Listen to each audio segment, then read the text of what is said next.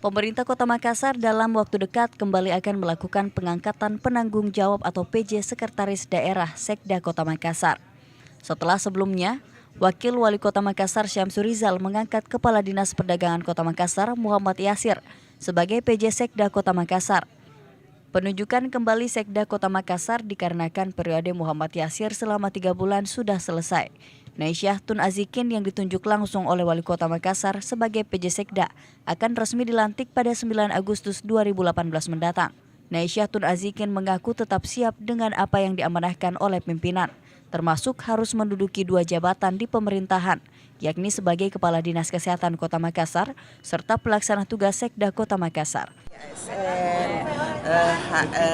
Harus siap menerima tugas dimanapun ditempatkan dan diberikan amanah oleh pimpinan, siap untuk menjalankan amanah sesuai dengan tugas yang diberikan.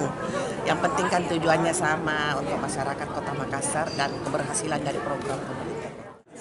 Saya sudah tunjuk, bukan jadi kan tinggal persetujuan Jadi mulai kapan beliau bisa bekerja? Tanggal 9 kan. Ya, tapi kan menunggu persetujuan dari Bapak Gubernur.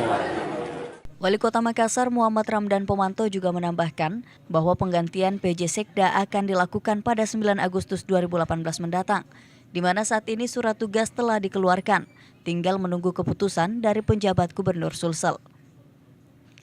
Ira, Fajar TV dan Fajar Radio melaporkan.